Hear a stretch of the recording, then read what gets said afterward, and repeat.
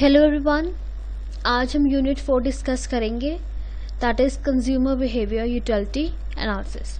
सो पहली चीज टॉपिक आता है कार्डिनल या ऑर्डिनल यूटिलिटी। कार्डिनल मतलब जो utility is basically your satisfaction, level of satisfaction को हम कहते हैं utility.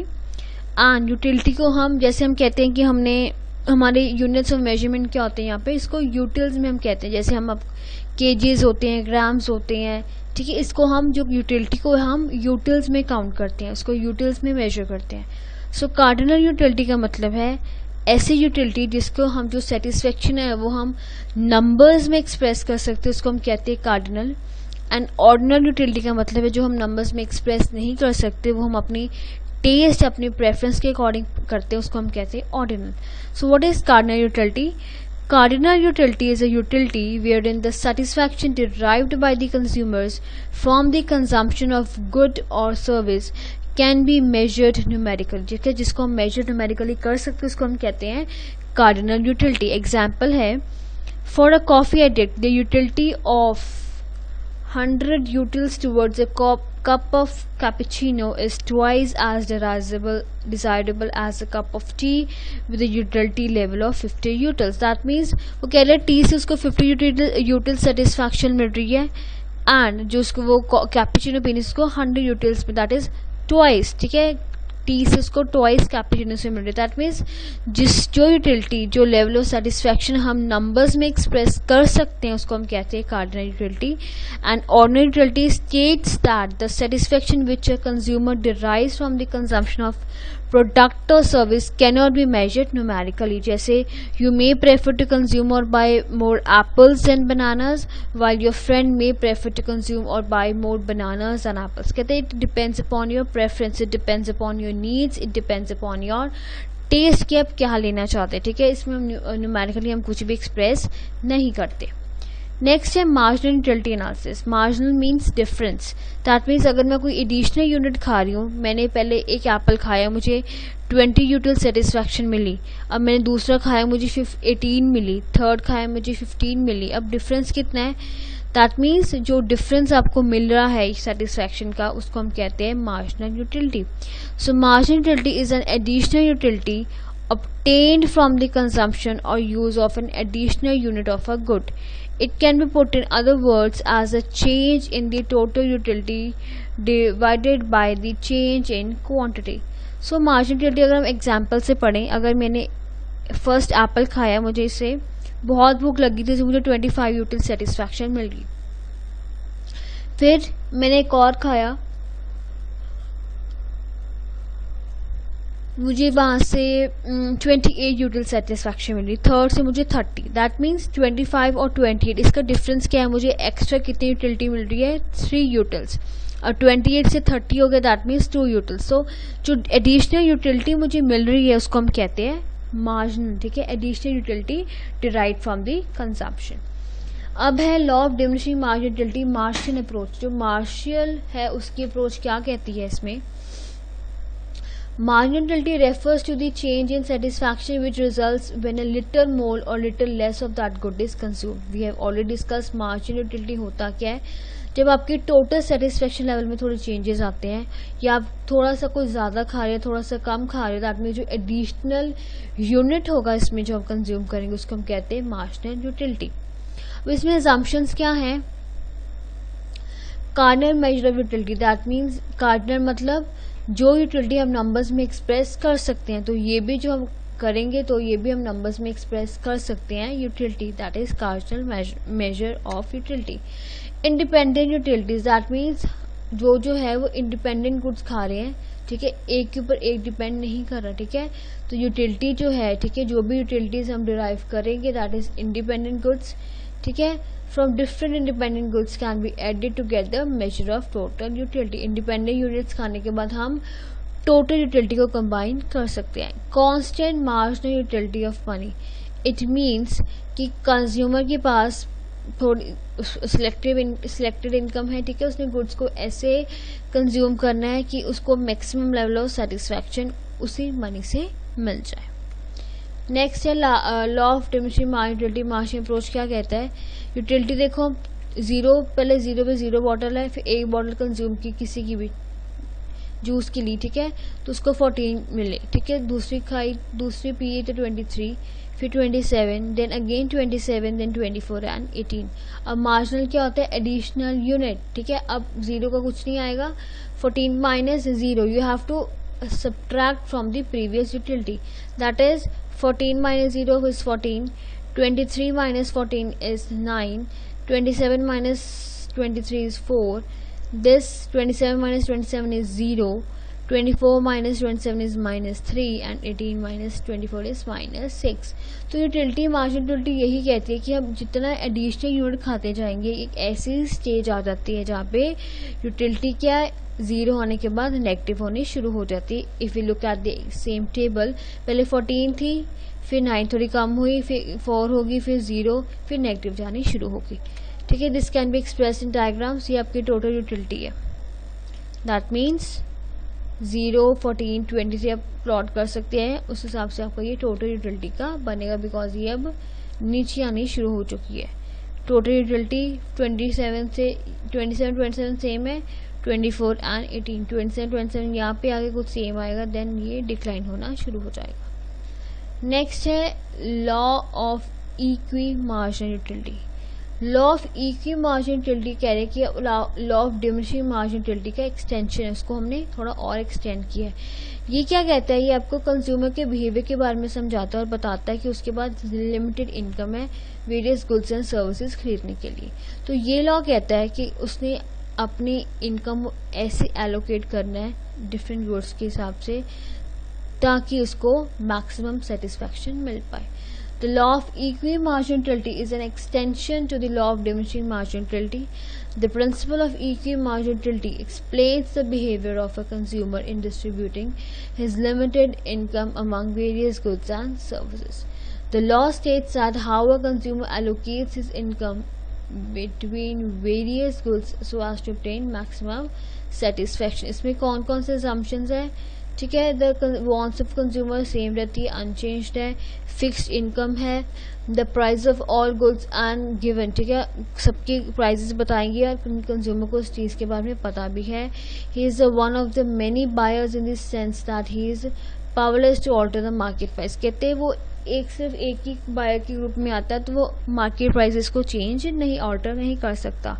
He can spend his income in small amount, ठीक है, दैट मीन्स उसके पास अगर जितनी भी इनकम है, जितने भी पैसा है वो स्मॉल अमाउंट्स में स्पेंड कर सकते हैं। It's not compulsory, it not important कि वो एक ही टाइम में सारी इनकम स्पेंड करे। He acts rationally in the sense that he want maximum satisfaction. Next comes very very very important question, that is indifference curve. Indifference का मतलब है that consumer जो है वो किसी भी गुड्स में भेदभाव नहीं कर रहा, he is not indifferent towards any product, that is indifference curve. Indifference curve is a graph that shows a combination of two goods that give a consumer equal satisfaction and utility. वो कहते हैं ये ऐसे goods हैं जो consumer को equal satisfaction utility दे रहे हैं, they by making the consumer indifferent. That means ये चीज़ कंज्यूमर को इनडिफरेंट बना रही है, दैट मीन्स वो किसी को भी प्रेफरेंस ज़्यादा नहीं दे रहा, भेदभाव नहीं कर रहा। एग्जाम्पल है, if a consumer is asked whether he prefers combination of two goods X and Y, assuming that the market price of x and y are fixed or combination, he may give up the following answers। क्या देगा answer? he prefers combination 1 to 2, may be वो 1 को prefer करे 2 से, या वो 2 के बजाय 1 को प्रेफर करे, या वो कहे कि मैं दोनों में से थोड़े थोड़े कुछ भी ले लूँगा। That is a indifference curve.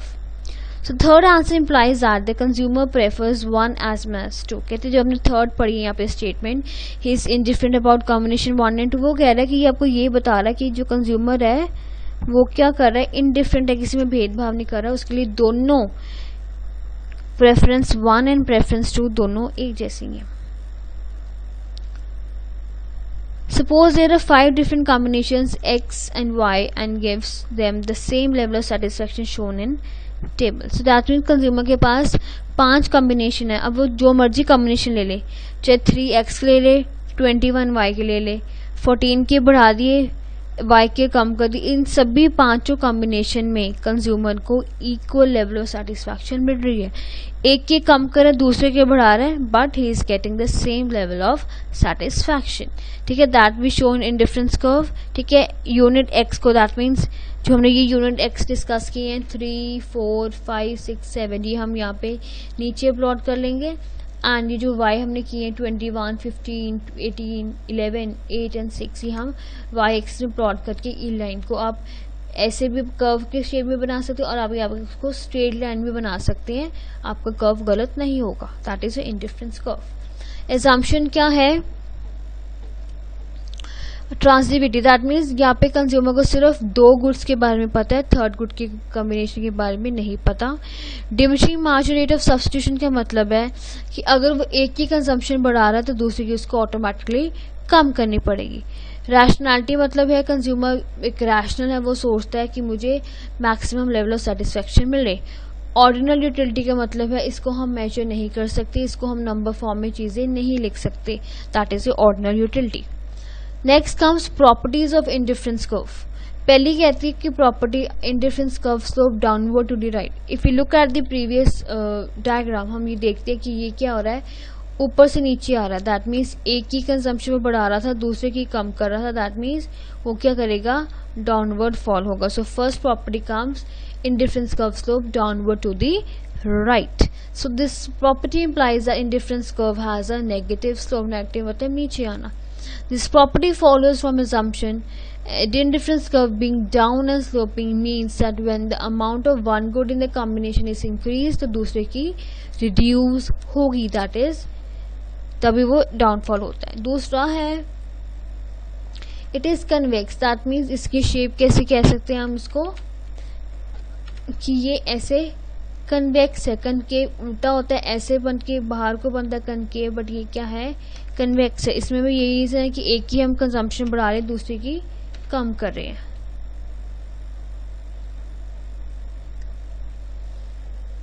Indifference curve can not intersect each other, that means अगर मैं 2 कर्व्स इकट्ठे बना रही हूँ तो वो इकट्ठे इंटरसेक्ट नहीं करेंगे, बिकॉज एक का कॉम्बिनेशन कम है, दूसरे का कॉम्बिनेशन ज्यादा, दैट मीन्स 2 इंडिफरेंस कर्व इकट्ठे कंबाइन नहीं हो सकते ऐसे। बिकॉज यहाँ पे देखो सी तो चलो कॉमन पॉइंट है, बट ए एंड बी जो है वो डिफरेंट पॉइंट्स है, तो ये आपको सेम लेवल ऑफ सेटिस्फैक्शन नहीं दे रहे। सो 2 कर्व्स 2 अलग अलग लेवल ऑफ सेटिस्फैक्शन शो करेंगे, 2 अलग अलग लेवल ऑफ कॉम्बिनेशन शो करेंगे। सो दैट इज योर कि 2 पॉइंट्स कभी भी इंटरसेक्ट नहीं कर सकते। If you look at the explanation, if figure 2 indifference curves are showed cutting each other at point C, अगर हम इसमें देखें तो 2 कर्व्स कट करें यहाँ पे पॉइंट C पे। Now take a point on indifference curve IC2 and point B on indifference curve IC1। कहते हैं अगर हम पॉइंट लें यहाँ पे IC1 एंड IC2 का A एंड B, ठीक है, दैट मीन्स IC2 में A ले लिया, IC1 में मैंने B ले लिया। Since the indifference curve represents those combination of 2 commodities which gives equal satisfaction to consumer, the combinations represented by points A and B will give equal satisfaction to consumer because both lie on the same indifference curve। कहते हैं हम इसमें कैसे पता लगेगा हमें कौन सा indifference curve अच्छी satisfaction दे रहा है, बिकॉज यहाँ पे जो एक पॉइंट है C वो यहाँ पे कॉमन है और वो ये चीज नहीं पॉसिबल कि आपके indifference curve कंबाइन करें या इंटरसेक्ट करें।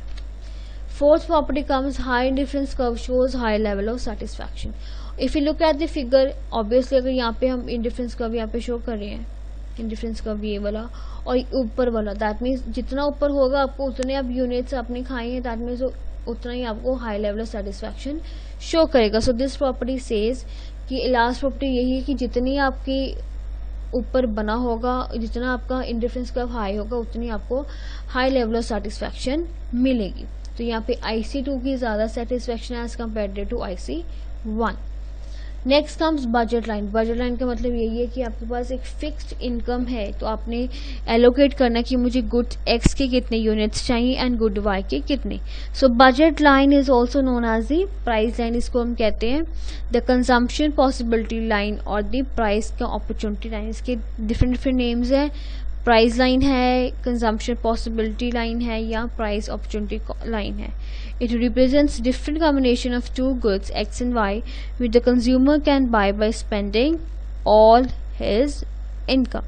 सो एग्जाम्पल है कंज्यूमर हैविंग, इसको बस 1200 एज इनकम है, ठीक है। वो अगर वो 600 यूनिट्स ले सकता है अगर वो सारे पैसे वाई यूनिट पे खरीदे, बिकॉज हर यूनिट की प्राइस क्या ₹2 पर यूनिट, दैट मीन्स वो 600 यूनिट खरीद सकता है वाई के, और 300 यूनिट्स एक्स के, बिकॉज उनका ₹4 पर यूनिट प्राइस है. So the straight line following joining the both points A and B are called a budget line. So यहाँ पे वो कह रहे हैं कि वो 600 यूनिट वाई के खरीद सकते हैं और 300 यूनिट इसके. So that is your budget line. D जो पॉइंट है वो अटेनेबल पॉइंट है, बिकॉज ये जो लाइन बजट के अंदर अंदर ले रहा है, दैट मीन्स वो अटेनेबल पॉइंट है. एंड जो सी है वो अनअटेनेबल पॉइंट है, बिकॉज ये बजट लाइन के ऊपर जा रहा है, उसके पास इतना पैसा नहीं है, उसके पास 1200 ही है. So that is attainable, that is unattainable. और जो ये पॉइंट है यहाँ पे सेंटर में ई पॉइंट लिख सकते हैं, that is your equilibrium point. Next है the consumer equilibrium which with ordinal approach. Ordinal approach हमें यही कहता है कि अगर गुड्स के जो हम गुड्स या जो हमने गुड्स सिलेक्ट करने वो हम according to our taste and according to our preference select करते हैं, that is your ordinal approach. इसमें आता है change in price. So what is change in price? Look at the diagram. That is वो कह रहा है कि आपके पहले आप प्राइजेस ये थे, दैट मीन्स अगर आपके पास प्राइजेस क्या हैं वाई के, फॉर एग्जाम्पल ₹2 पर यूनिट है प्राइजेस, और इसके हैं ₹4 पर यूनिट, ठीक है. सो वो कह रहे हैं हम इतने गुड्स खरीद सकते हैं एक्स एंड वाई के, बट वाई के अब सेम है, एक्स के प्राइजेस 4 से 3 हो गए, दैट मीन्स आपका ये जो कर्व है वो शिफ्ट करेगा, दैट मीन्स वो ये अब आगे शिफ्ट हो गया L1 ठीक है, L डैश कहते. अब फिर उसके बाद ₹3 से ₹2 हो गए, दैट मीन्स मेरा वाई सेम है और एक्स के मेरा फिर आगे शिफ्ट हो गया, that is L dash dash. So that is your change in price. तो इन तीनों सेंटर पॉइंट्स को हम चेंज कर देंगे, that is price consumption curve PCC, ठीक है. So that is your change in price. Next है PCC and demand curve. PCC and demand curve के कहते हैं, हमने डिमांड वो कह रहे हैं कि आपने डिमांड कर्व के थ्रू आपने देखना है. फॉर एग्जांपल पहले प्राइस आपके यहाँ पे थे P, ये प्राइजेस थे और ये डिमांड थी X. प्राइजेस कम हुए, डिमांड बढ़ गई, दैट मीन्स X डैश. फिर प्राइजेस फर्दर कम हुए, आपकी डिमांड फिर बढ़ गई X double dash. So that is the point of demand curve, that means अपने प्राइस के चेंजेस के अकॉर्डिंग डिमांड कर्व बना लिया. यही है the individual consumer demand curve for the commodity X can be drive from the price consumption curve. Example जब वो कह रहे कि X की गिवन प्राइजेस हैं slope of ML, the amount X demand is OX11, ठीक है. दैट मीन्स ये दे रही थी, उन्होंने उल्टा कर दिया. जिस मर्जी से आपसे कर सकते हैं कि पहले आपके प्राइजेस यहाँ थे, फिर डिमांड थी X, प्राइजेस कम हुए, डिमांड बढ़ गई, फिर प्राइजेस फर्दर कम हुए, डिमांड बढ़ गई. इसकी हम इसे डिमांड कर्व बना लेंगे. नेक्स्ट आता है आपका income of the consumer. Obviously जब आपकी इनकम गुड्स की कंज्यूमर की जितनी होगी उस अकॉर्डिंग परचेजेस करेंगे. अगर आपकी वो कह रहे कि जितनी हमारी इनकम है वो हमारी डिमांड के ऊपर इफेक्ट करता है. अगर इनकम मेरी बढ़ेगी तो मैं नॉर्मल गुड्स ज़्यादा खरीदूंगी, इंफीरियर गुड्स कम खरीदूंगी, एंड वाइस वर्सा. अब यहाँ पे देखो कंज्यूमर की पहले इनकम जितनी सॉरी उसने AB गुड्स लेला था, ठीक है. अब उसकी इनकम थोड़ी सी बढ़ गई, दैट मीन्स वो अब B से D पॉइंट तक चलेगा यहाँ पे, और CD पॉइंट, और दैट मीन्स उसका आगे बन गया इक्विलिब्रियम पॉइंट. अब उसके बाद फिर फर्दर उसकी इनकम बढ़ी, दैट मीन्स F में आ गया, दैट मीन्स उसकी फिर EF हो गया, तो उसकी फिर डिमांड कर्व जिसकी इक्विलिब्रियम पॉइंट है वो शिफ्ट हो गया. सो अगर हम तीनों पॉइंट्स को जोड़े, that is income consumption curve. जैसे जैसे उसकी इनकम बढ़ रही है उसकी कंजम्पशन बढ़ती जा रही है. लास्ट टॉपिक कम्स है कंज्यूमर सरप्लस. कंज्यूमर सरप्लस का मतलब है कि कंज्यूमर अगर कोई भी उस प्राइस पे कर रहा है तो उसको उससे क्या उसको चीज़ का फ़ायदा हो रहा है, उसको कुछ गेन हो रहा है. इसमें हम दोनों चीज़ें पढ़ेंगे, producers surplus and consumer surplus. पहले हम एग्जाम्पल रीड करते हैं. Suppose, for example, that Rahul is willing and able to pay ₹30 for a packet of chips. This is his demand price. However, the going market price, the actual price कितनी इसकी 25. So ₹5 का उसको फ़ायदा होगा, इसको हम कहते हैं surplus. So let's understand a producer surplus and consumer surplus में क्या आता है। प्रोड्यूसर सरप्लस में कह रहे हैं कि जो कंज्यूमर है, ठीक है, इसमें दो पढ़ेंगे, प्रोड्यूसर सरप्लस है, ये कंज्यूमर हो गया। प्रोड्यूसर सरप्लस में वो कह रहे हैं कि प्रोड्यूसर सरप्लस है कि जो पर्सन है, ठीक है, प्रोड्यूसर्स होता है, अगर मैं मार्केट में जाऊंगा, ठीक है, मुझे क्या है, यहाँ पे मेरा प्रोडक्ट कितने का, ₹20 का बिकेगा, बट अगर जब वो मार्केट में गया उसका प्रोडक्ट 25 में सेल हुआ। सो दिस इज अबाउट कि उसको 20 और 25 को उसका 20 का बिकना था, 25 का बिका, दैट मीन्स ₹5 का उसको क्या हो गया, profit, surplus, that is your producer surplus. So that this is a diagram, हम कंज्यूमर सरप्लस को एक्स्ट्रा ऊपर शो करते हैं, नीचे है जो आपका प्रोड्यूसर सरप्लस है।